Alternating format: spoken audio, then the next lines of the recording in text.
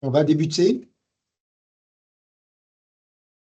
Forcément, du monde qui arrive, mais ce sera comme ça tout le temps, je pense. Bonjour à tous. Nous allons vous présenter les résultats de l'enquête nationale médicaments à l'hôpital.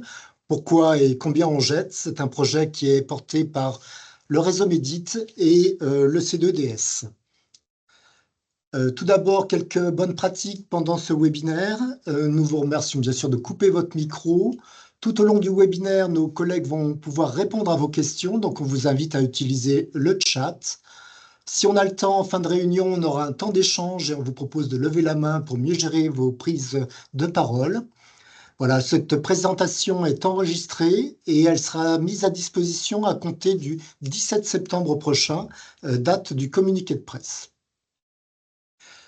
Présentation des intervenants aujourd'hui. Donc, nous avons Wiebke Winkler du C2DS, Léa Boissineau de l'Omédit Île-de-France qui vous présentera les résultats, Sébastien Taimit et Florian Charpentier de la société Ecovamed qui feront un point sur l'impact carbone, Céline Bouglet et Julien Petit, respectivement de l'Omédit Normandie et de l'Omédit Hauts-de-France, et moi-même Gilles Piriou, responsable de l'Omédit Bretagne. Voilà, donc un petit point sur les Omédites. Vous savez qu'on est structuré en réseau, que nos missions sont la qualité, la sécurité de la prise en charge thérapeutique.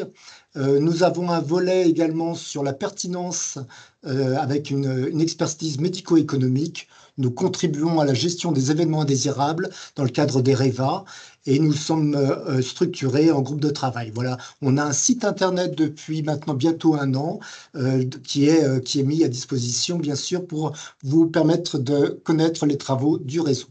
Je passe la parole à Wiebke. Merci Gilles.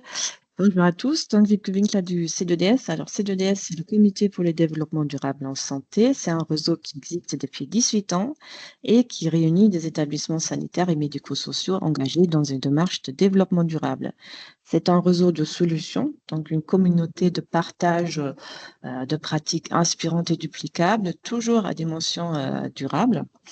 Notre animation de réseau repose entre autres sur 12 clubs métiers, dont celui sur la pharma, donc le club pharma durable.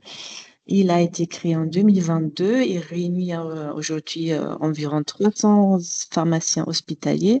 Et c'est ce club métier-là qui a eu l'idée de cette action collective à laquelle vous avez participé, dont nous vous présentons aujourd'hui les résultats. Donc, 2 mots sur le contexte de l'enquête.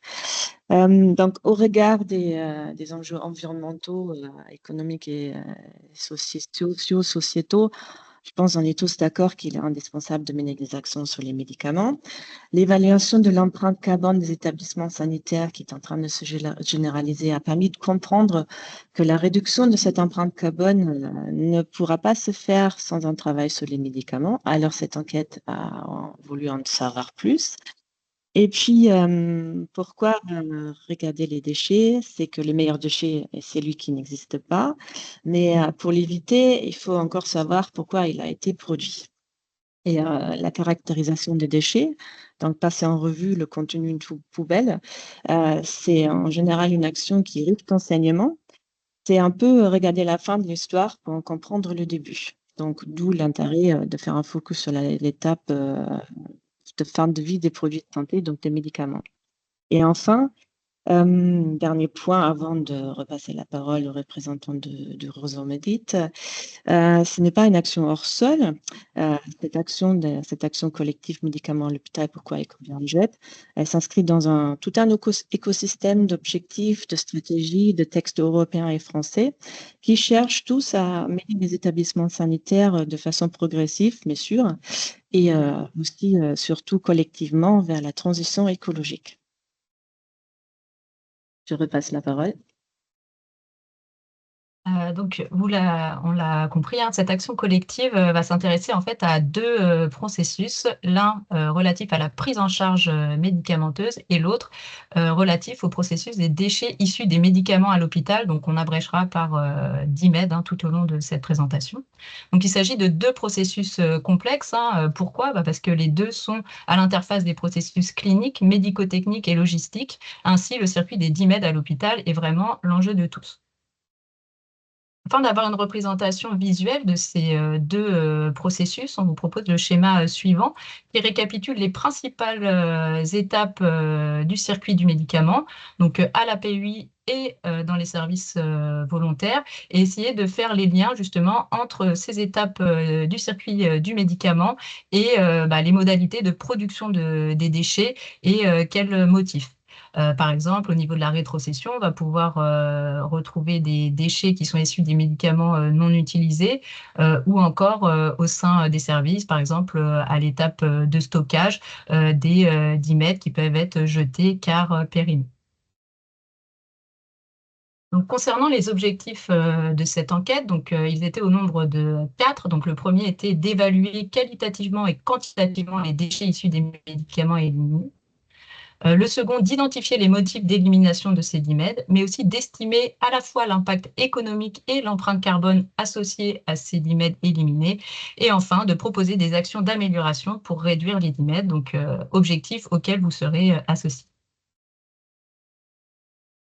Donc, on va faire un rappel de la méthodologie qui s'est déroulée en 2 temps. D'abord, une phase de collecte et ensuite une phase de traitement et d'analyse. Donc, concernant la collecte, ça s'adressait aux établissements volontaires, les services et la PUI. La période de recueil s'étendait de novembre 2024 à mars 2025. Ça avait été étendu notamment en raison du contexte sanitaire et des plans blancs. Et donc, comment, selon une méthodologie définie que vous pouvez encore retrouver et qui est disponible. Donc, ce schéma récapitule toutes les étapes que vous avez suivies dans le cadre de cette enquête. Donc, on voit que l'étape de collecter est vraiment centrale, mais qu'en amont, il a fallu préparer cette enquête, notamment en constituant une équipe projet pluridisciplinaire, en programmant la semaine de collecte. Et donc, à l'issue de cette phase de collecte, vous avez rempli le fichier de recueil, donc avec 2 onglets, un onglet qualitatif et un onglet quantitatif, puis partagé avec votre Médite respectif. Les dimètres qui étaient ciblés, c'était toutes les formes galéniques de médicaments, le Péros, les médicaments utilisés en voie inhalée, également les stylos à insuline, par exemple, injectables. Que le conditionnement soit entier ou partiel, que le médicament soit identifiable en totalité ou non identifiable. Les médicaments pouvaient être issus de la préparation des doses à administrer. Les anticancéreux Péros, dans leur emballage primaire ou surconditionné, étaient aussi concernés. Et aussi les médicaments, quel que soit le lieu de stockage, qu'ils soient stockés à température ambiante ou au réfrigérateur. Et également, quelles que soient les modalités de référencement, hors livret ou au livret, le traitement personnel, les échantillons laboratoires. Donc, en bas de la diapositive, tous les dimètres n'étaient pas ciblés, donc notamment ceux qui font partie d'une gestion particulière, comme les essais cliniques ou encore les stupéfiants, les médicaments radiopharmaceutiques.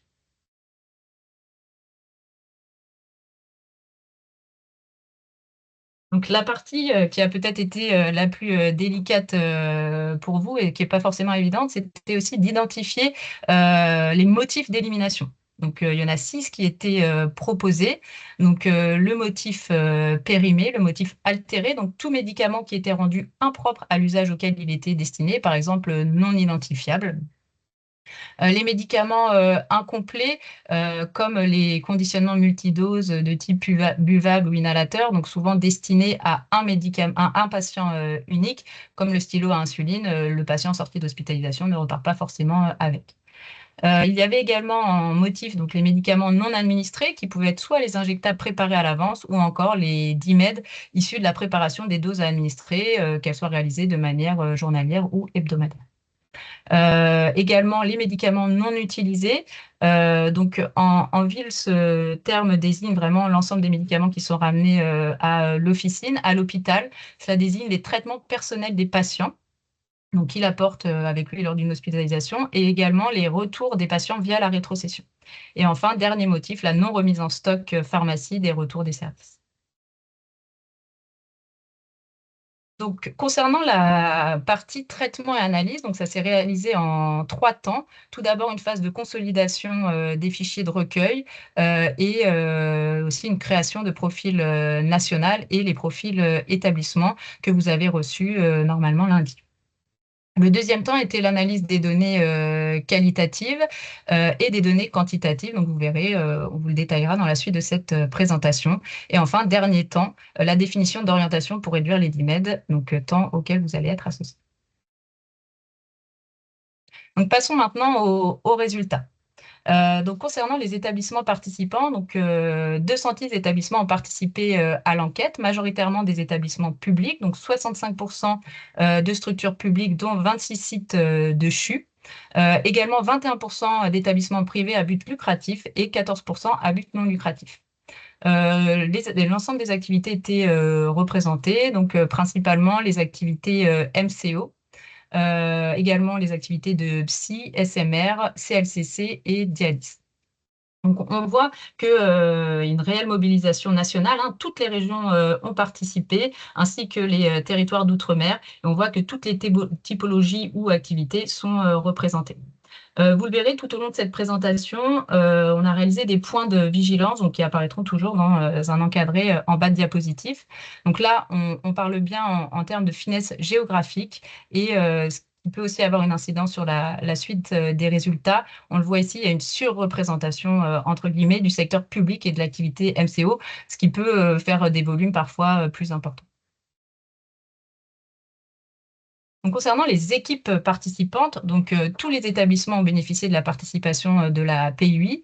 89% des établissements participants, il y avait à la fois des services et la PUI qui a participé, et seulement pour 11% des établissements participants, seule la PUI a participé.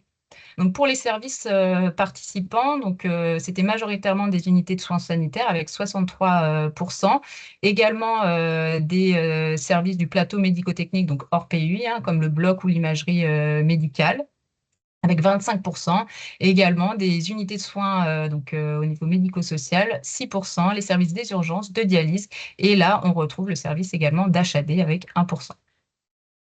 Donc, vraiment, ce qui est notable, c'est, pardon, Gilles, est-ce que tu peux revenir juste avant? C'est la constitution de l'équipe projet, hein, c'est bien une action collective. Donc, pratiquement systématiquement, l'équipe projet était pluridisciplinaire, pluriprofessionnelle, et en moyenne, 5 professionnels participaient par établissement. Donc, ça souligne vraiment un fort engagement des équipes. Et à noter également en biais, on parle souvent d'établissements participants dans la suite des résultats, bien avoir en tête que tous les services d'un établissement ne participaient pas nécessairement. Et en moyenne, il y avait 16% des services d'un établissement qui ont participé à l'enquête.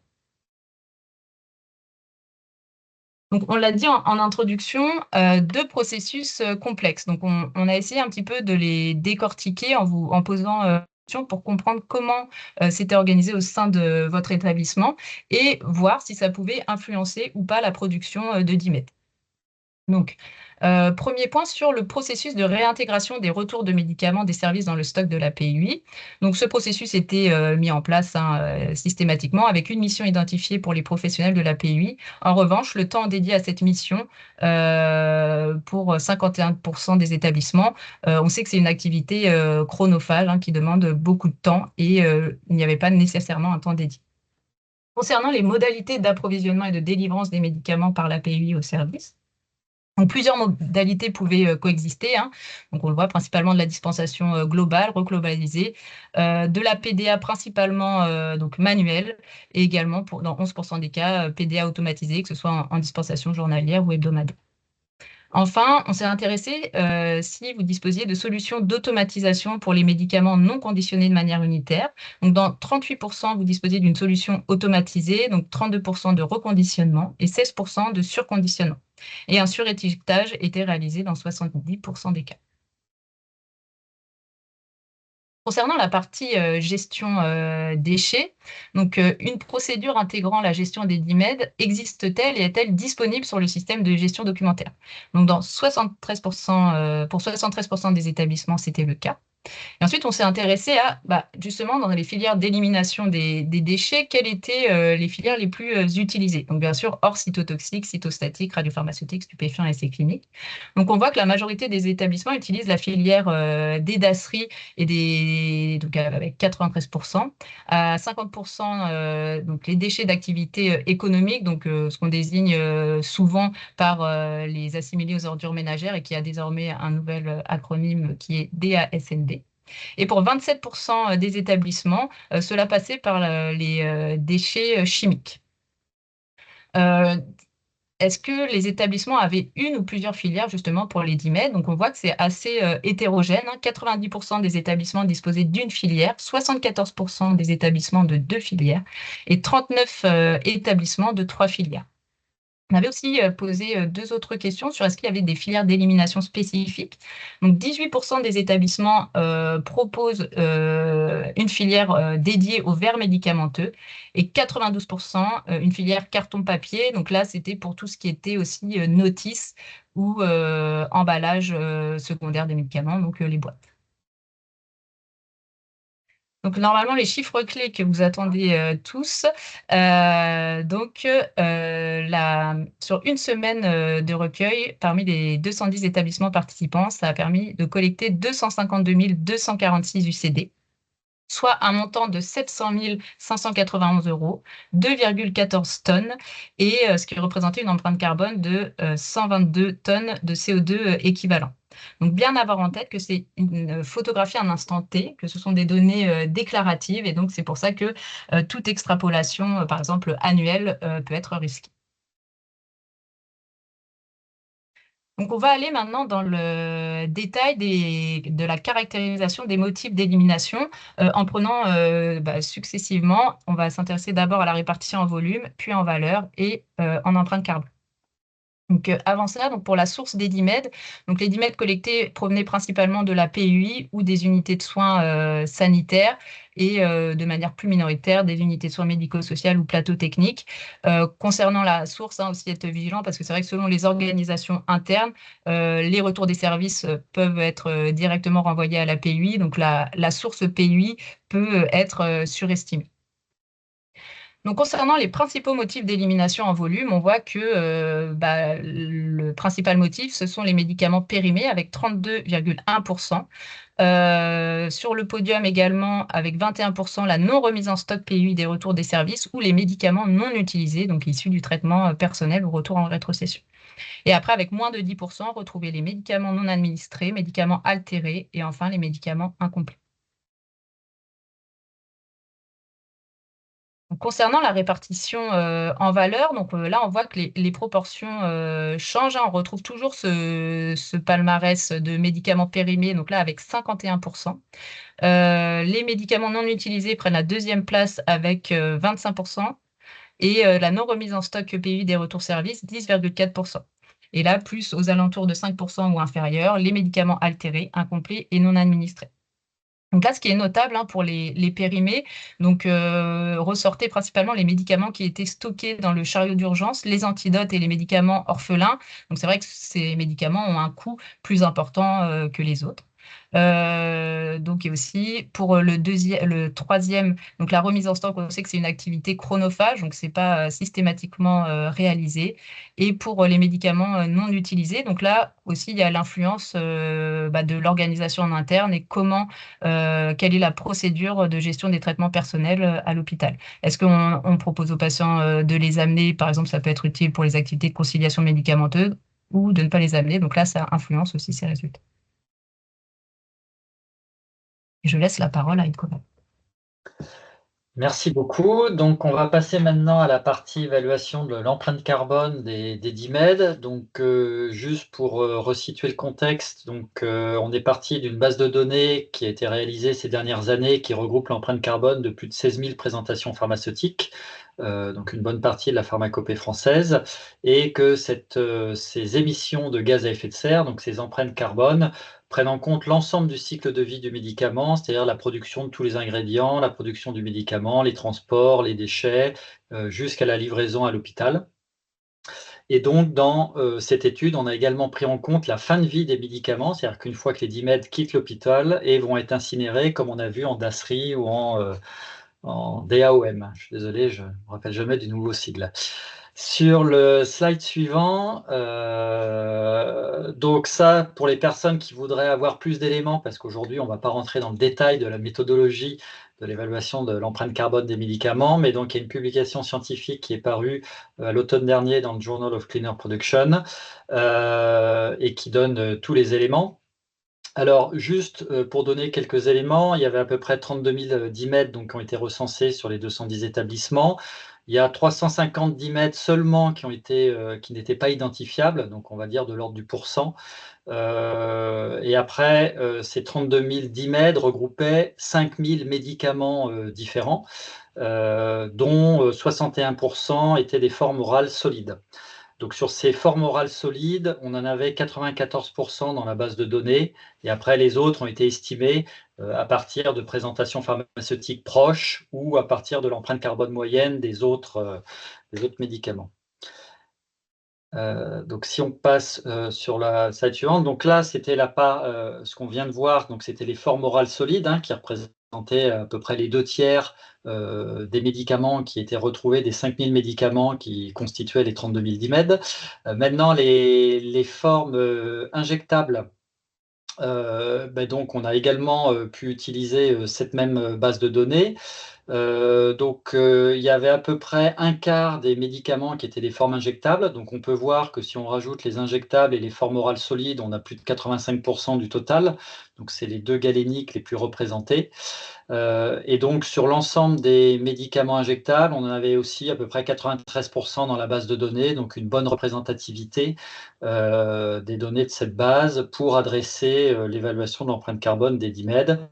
Et comme pour les formes orales, sur ceux qui n'étaient pas dans la base de données, soit on a estimé à partir de médicaments proches, même DCI, ou un dosage proche si on n'avait pas le dosage exact. Et puis après, des moyennes ont été effectuées pour les quelques pourcents restants.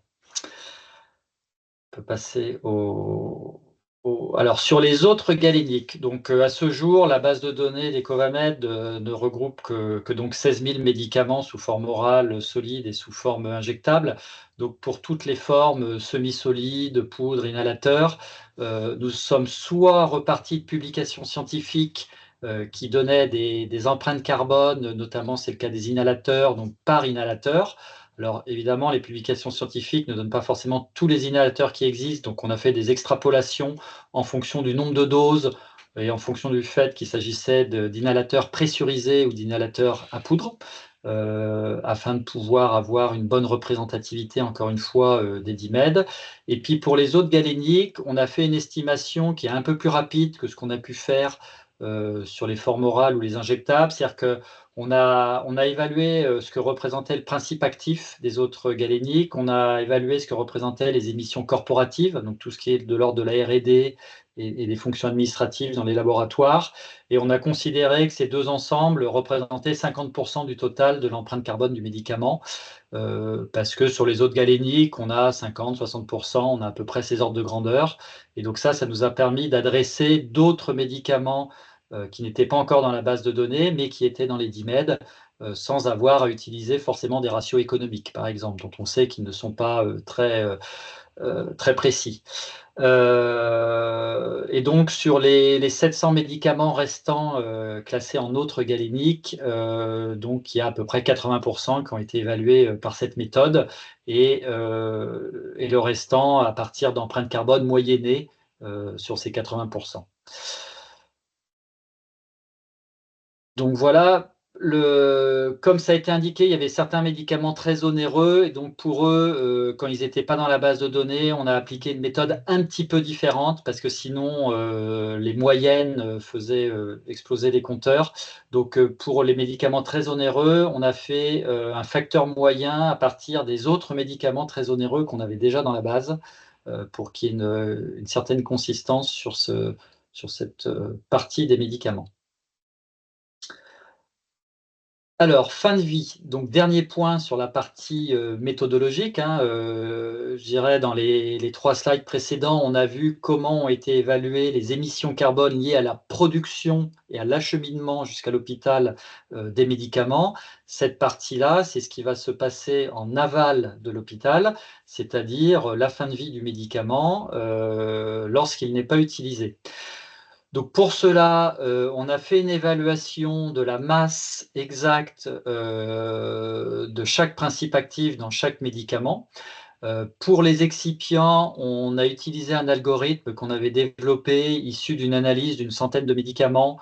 Et donc on a pu obtenir comme ça la masse totale des médicaments, excipients plus principe actif liés au dimètre qu'on avait évalué. Pour le conditionnement primaire, c'est-à-dire le blister ou le flacon dans le cas des injectables, eh bien, on avait également travaillé sur un algorithme pour déterminer, en fonction de la masse du comprimé, par exemple, quelle était la masse du blister. Alors à partir de données en vie réelle, mesurées sur des médicaments. Et sur les injectables, eh bien, on avait les mêmes données voilà, pour les flacons en verre ou pour les seringues pré-remplies, et ainsi de suite. Donc à partir de ça, on a pu évaluer pour les 5000 DIMED la masse à la fois de médicaments et de conditionnement primaire. Les conditionnements secondaires n'ont pas été pris en compte. Et on a utilisé les facteurs d'émission classiques de l'ADEME ou de la méthodologie officielle de l'État sur l'empreinte carbone des médicaments pour évaluer les émissions liées à leur incinération en considérant que la grande majorité devait être incinérée.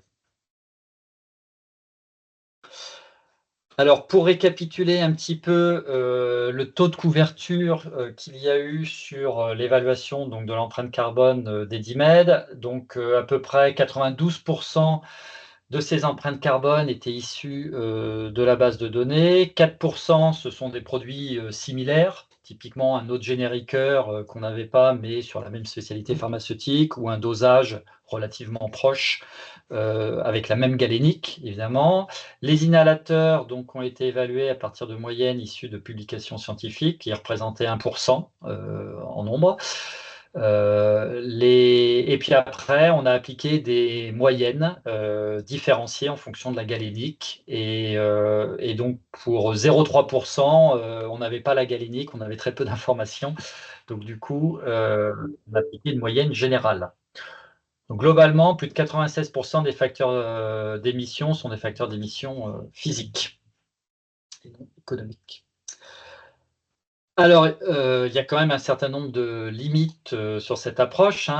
Les facteurs d'émission de la base de données Ecovamet sont des moyennes, donc ce ne sont pas des valeurs spécifiques à chaque laboratoire, ce sont des moyennes sur des spécialités, et ce sont des moyennes pour une production mondialisée, c'est-à-dire qu'on prend la moyenne des pays fabriquant à peu près le médicament, la moyenne des pays fabriquant les principes actifs, et donc il y a forcément une incertitude, comme dans toute base de données, qui a été évaluée dans le cadre de la publication scientifique de l'ordre de 50%. Mais juste pour préciser que ce 50% parfois peut paraître élevé, mais en fait, quand on prend le facteur d'incertitude du facteur économique de l'ADEME, on est supérieur à 200%, on est plutôt à 200-300% d'incertitude. Donc ça reste quand même une incertitude beaucoup plus raisonnable, sachant qu'une empreinte carbone a toujours une incertitude comprise entre 10 et 50%. Ce sont des valeurs assez classiques sur ces évaluations-là. Alors, comme je l'ai indiqué auparavant sur les formes non injectables et les formes non orales solides, donc toutes les autres galéniques, le taux d'incertitude est un peu plus élevé, parce que le calcul a été un peu plus moyenné. Seul le principe actif et les émissions corporatives ont été prises en compte, et non pas le conditionnement ou la fabrication du médicament. Cette partie-là a été approximée, donc prise en compte quand même, mais de manière moins précise. Donc la phase d'utilisation n'a pas été prise en compte, ça c'est évident vu que le médicament est éliminé. Et puis voilà, pour ce que je disais tout à l'heure, pour les médicaments onéreux, on a également fait une moyenne un peu différente pour éviter d'avoir des effets de surreprésentation, on va dire, de ces quelques médicaments très onéreux. Donc maintenant, on va pouvoir passer sur le slide suivant aux résultats, normalement. Alors voilà. Donc, au total, comme c'était précisé un petit peu avant, on arrive à 122 tonnes de CO2 équivalent, suite à cette collecte sur une semaine dans 210 établissements de DIMED. On peut voir la répartition en fonction des familles ATC2 avec les 3 premières catégories, donc immunosuppresseurs, antinéoplasiques et antithrombotiques, avec néanmoins un petit bémol sur le fait que l'Idefirix dans les immunosuppresseurs et le Cablivi dans les antithrombotiques représentent une grosse partie. Ce sont des médicaments assez onéreux et assez coûteux. En carbone aussi. Néanmoins, ces 2 familles thérapeutiques resteraient dans le top 10, même si on enlevait ces 2 spécialités pharmaceutiques assez spécifiques. C'est juste que les antithrombotiques passeraient de la 3e place à la 5e, et les immunosuppresseurs, pareil, ils passeraient de la 1re peut-être à la 4e. Mais disons que le classement général resterait quand même relativement proche. Donc vous pouvez voir que également tout ce qui est substitut du sang, médicaments du diabète, anesthésiques, immunoglobuline, toute la partie cardiologie font partie des aires thérapeutiques assez représentées sur les médicaments qui sont jetés. Alors maintenant, si on regarde par code ATC5, donc par spécialité, donc on va retrouver les produits indiqués auparavant, donc Idefirix et Cablivi, qui sont donc des médicaments orphelins et des traitements assez onéreux. Alors pourquoi les médicaments orphelins ont une empreinte carbone très élevée? Donc là, c'est plus la partie émissions corporatives, donc toute la R&D et les coûts de structure, parce que ce sont des médicaments qui nécessitent le même effort pour être développés, mais qui ont une quantité en termes de production et de vente beaucoup plus faible. Et donc, cet impact de toute cette R&D et de toute la partie administrative, support, pèse un poids beaucoup plus lourd par boîte de médicaments. On a également le Digifab, qui est un cas assez à part, qui a un antidote et sur lequel on n'a pas une empreinte carbone non plus très précise. C'est un médicament pas très classique. Mais mis à part ces 3-là, les autres sont assez représentatifs, et donc on va retrouver les aires thérapeutiques qu'on a vues avant, avec certains produits sur le diabète notamment, et d'autres en oncologie. Alors, néanmoins, ce qu'on peut voir, c'est autant les aires thérapeutiques de niveau 2, le top 10 permet d'atteindre 75% des émissions, autant, on se le doute, il y avait 5000 médicaments, donc le top 10 représente 30%, ce qui est déjà bien, mais c'est beaucoup plus dilué, évidemment, quand on regarde à la maille médicaments. Et dernier point, si on regarde la répartition maintenant en fonction des motifs pour lesquels les médicaments sont jetés, on va retrouver également en première position les périmés, puis les MNU, puis les non remis en stock. Et donc on a avec ces 3 cas-là également donc des petites différences entre les pourcentages par rapport à l'aspect quantité et à l'aspect coût, parce qu'évidemment tout n'est pas strictement proportionnel entre la partie carbone, quantité et coût, mais on retrouve quand même des conclusions assez proches de ce qui a pu être montré juste avant. Merci beaucoup. Donc, rassurez-vous, c'est la dernière diapo de résultats. C'est vrai que c'est assez dense, tous les éléments qu'on avait à vous présenter. Et là, pour faire le pendant avec ce qui était présenté par Sébastien Tailmit sur le palmarès au niveau de l'empreinte carbone, le palmarès en volume, donc 31% du volume total était représenté par 5 classes ATC2. Donc, les psycholeptiques, les analgésiques, les psychoanaleptiques, antithrombotiques et médicaments agissant sur le système rénine-angiotensine.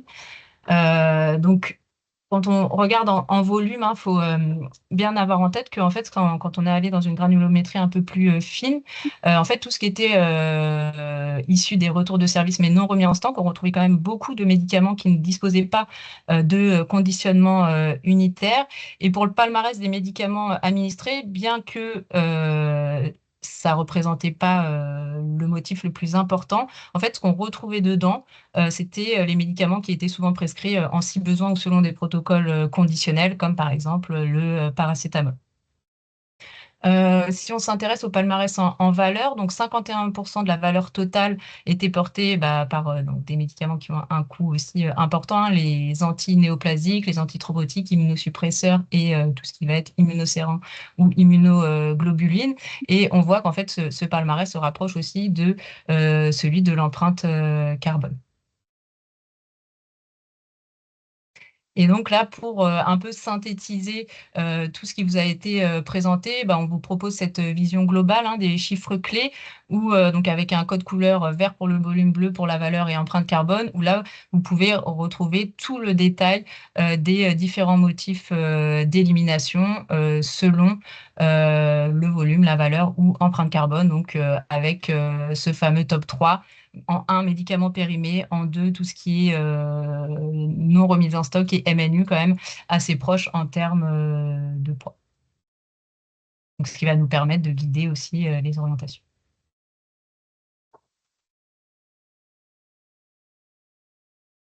On passe au profil. Merci Julien et Céline de prendre la suite de Léa et Sébastien.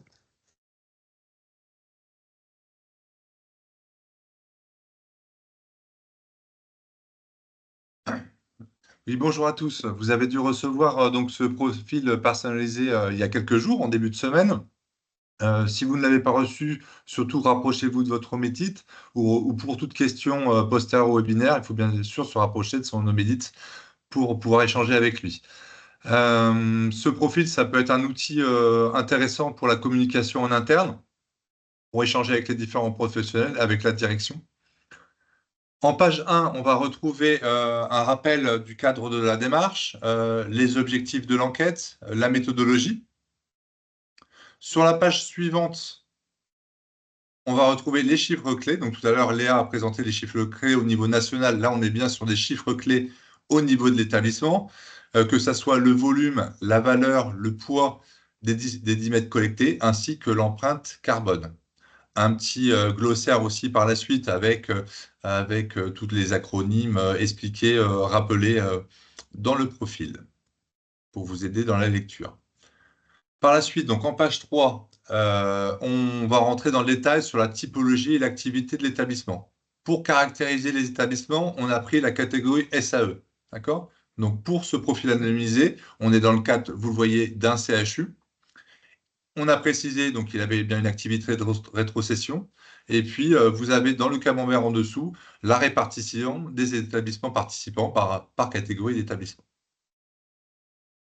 Sur la suite du profil, donc on posait des questions sur est-ce qu'on était sur une semaine d'inventaire, oui ou non. Voilà. Et on a aussi donc les professionnels ayant participé à l'enquête. Est-ce qu'on est sur une participation de professionnels, est-ce que c'est pluridisciplinaire? Donc là, vous avez un système de jauge, de vert rouge. Donc là, c'est vert, c'est pluridisciplinaire. Et le nombre de professionnels mobilisés. Donc pour l'établissement, c'était 7. Et pour chaque indicateur, on a fait le choix d'avoir une comparaison au niveau national et sur la catégorie d'établissement. Donc la catégorie qui est pour un établissement, le CHU.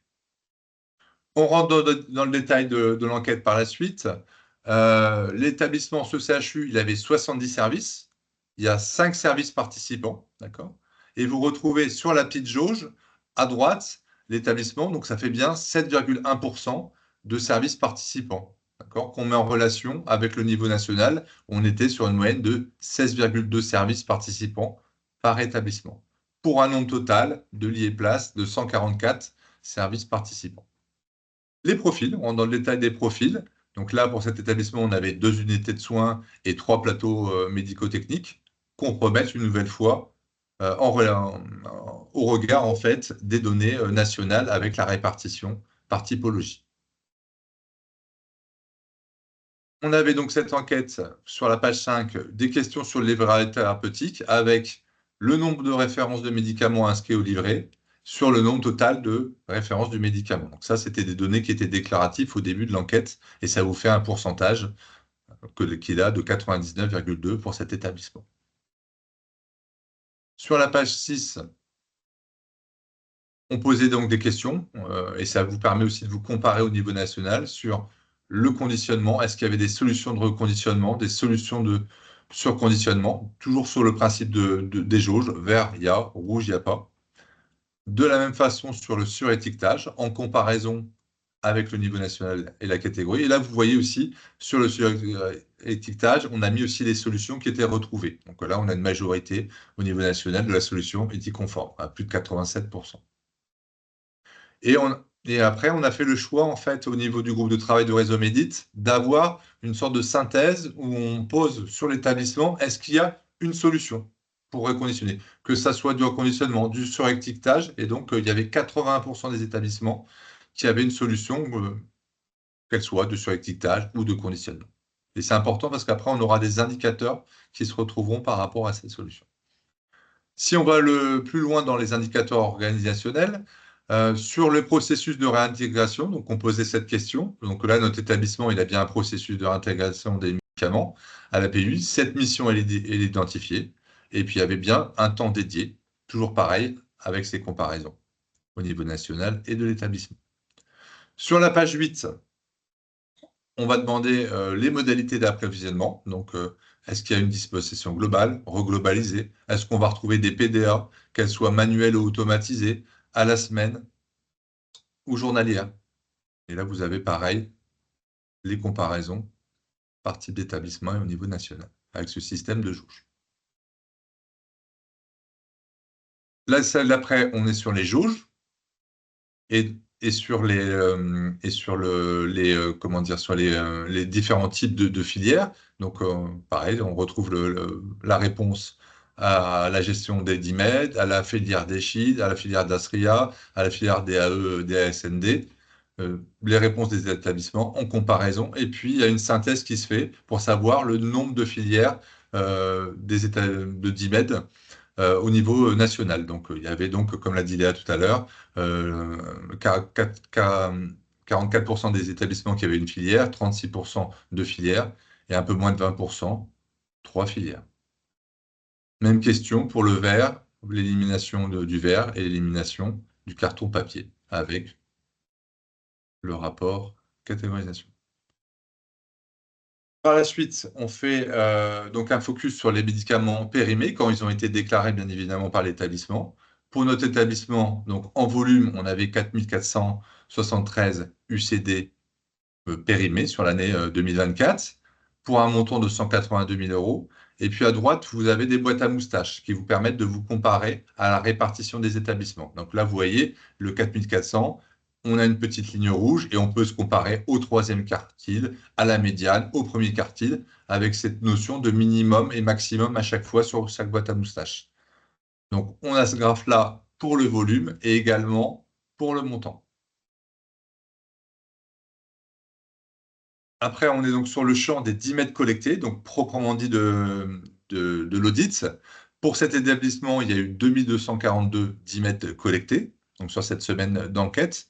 Et on a essayé avec les collègues de vous proposer un ratio qui pourrait être un peu plus reproductible avec les billes qu'il peut avoir. Et le ratio qu'on a défini, c'est ces UCD collectés durant l'enquête, d'accord, sur les services participants et sur une semaine.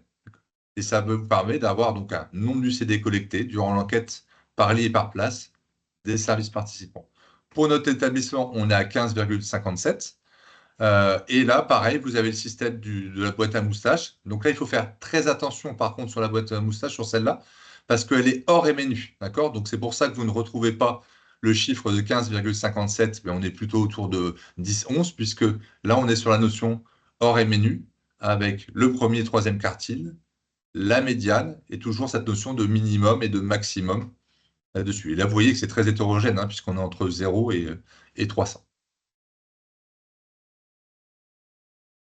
Là-dessus, pareil, pour essayer d'avoir, il y avait eu des questions sur l'impact de l'organisation dans le chat avec cette production de déchets, avec cette collection de déchets.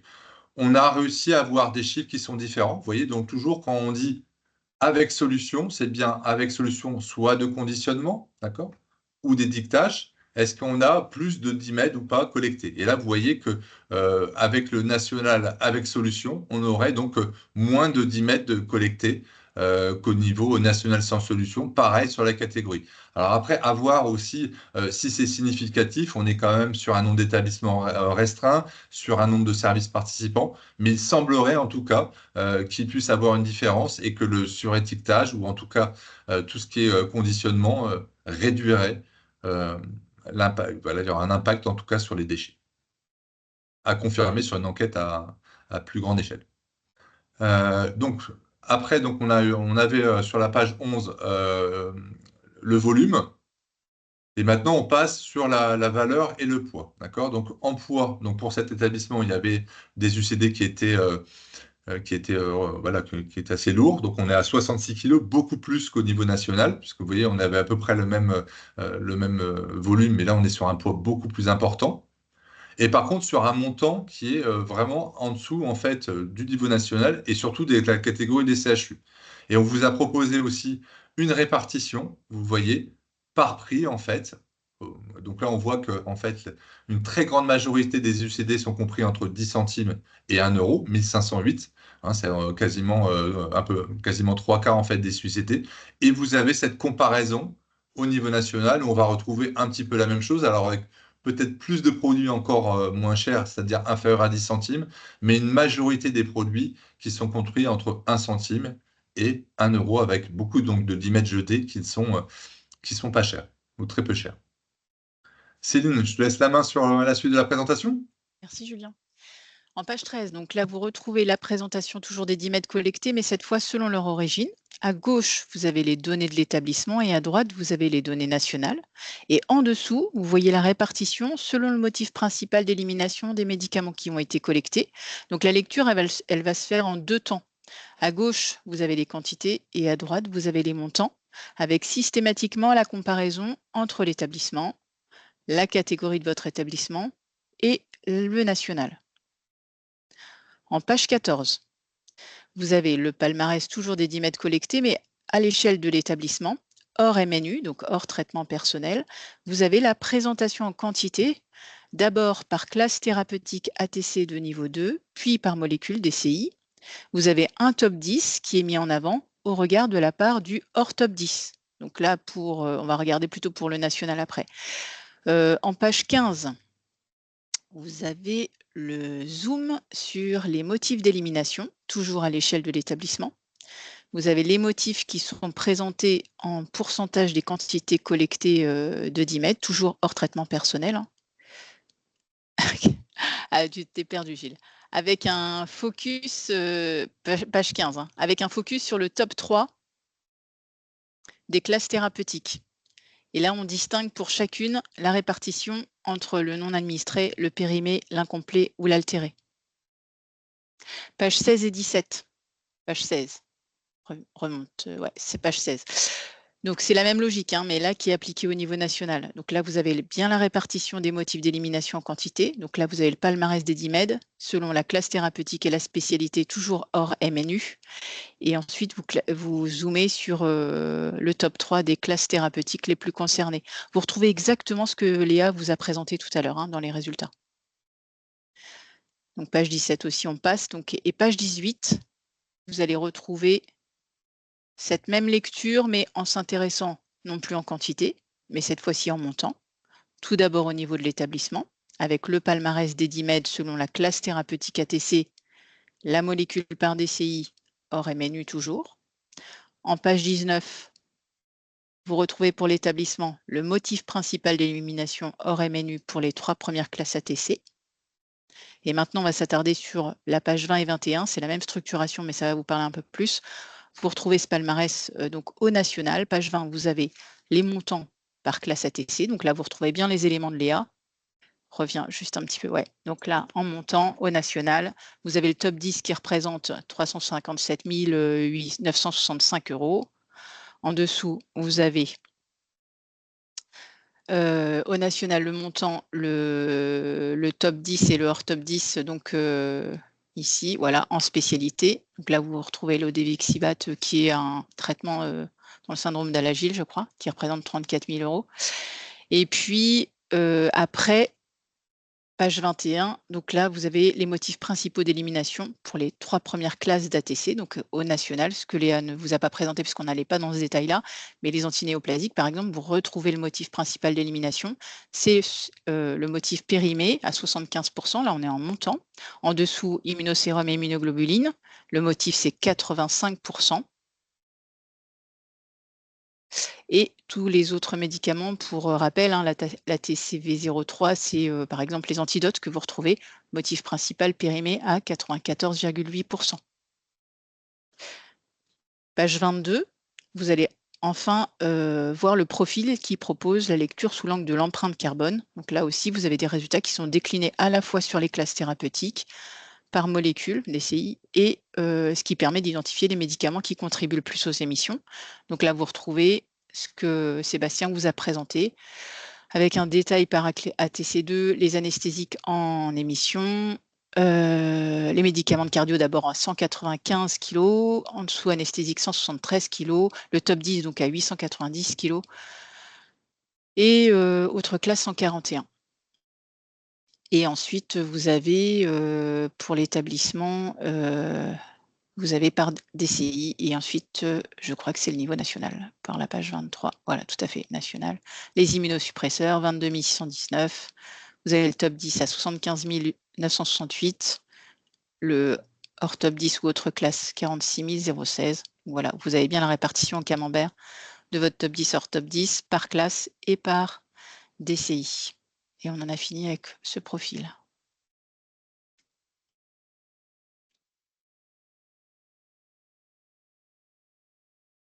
Gilles, ton micro est coupé. Merci Céline, tu sais, il est temps de me remplacer. Pour les perspectives, quelques points. En fait, on a commencé à réfléchir sur la façon dont on allait pouvoir établir des recommandations ou des préconisations en vue de réduire les DIMED.